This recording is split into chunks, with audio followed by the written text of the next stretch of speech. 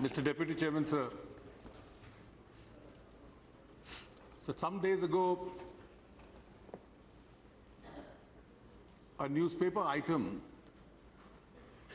appeared in section of the media as to what the Comptroller and Auditor General was likely to say.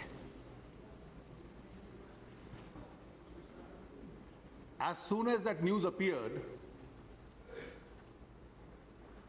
because the finger was pointing to the office of the Prime Minister,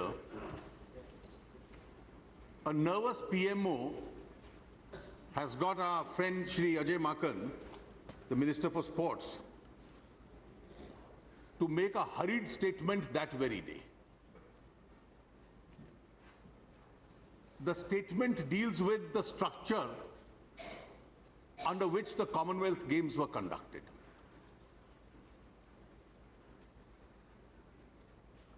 So I have my full admirations and also sympathies for my friend Mr. Makan for more than one reason.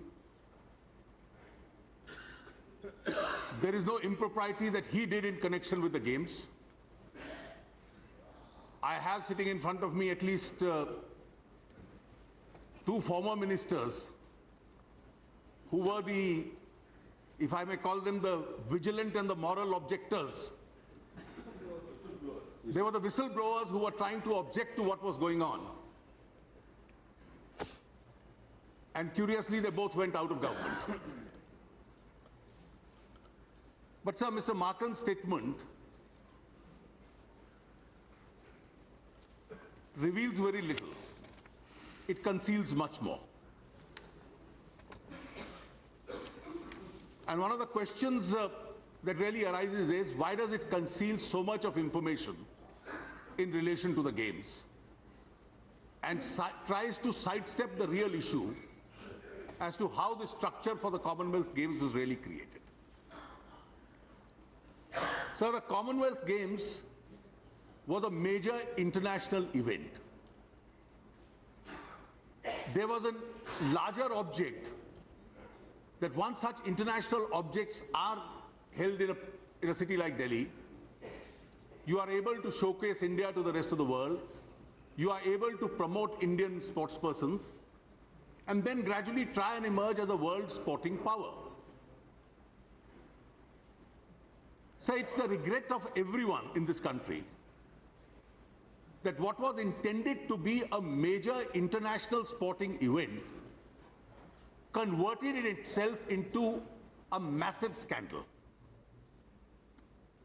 The manner in which the structure of the games was created, the manner in which various executing agencies were empowered to go ahead and award contracts, the large sum of taxpayers' money which was spent on various projects, the disproportionately high costs at which the projects were undertaken, and these are all kinds of agencies.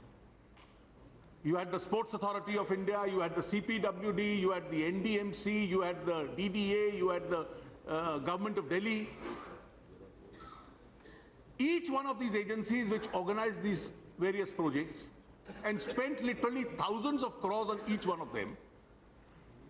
How much of this money has been squandered away, how much of this money has been usurped, still remains a major national concern. And we find today, by a statement of this kind, an effort is being made to conceal as to who are really responsible. So let's look at the magnitude of what has happened. You had projects which were not completed. You had stadiums which were not completed by the time the games were over. You have stadiums which were to be built for the games which is not even completed today, literally 1 year after the games. You had major streets and areas of Delhi like Connaught Place which are still under construction, where money was to be spent for the games. Shame, shame. You had the so-called beautification drive of Delhi, where you spent money, then you uprooted them, and then you again spent money.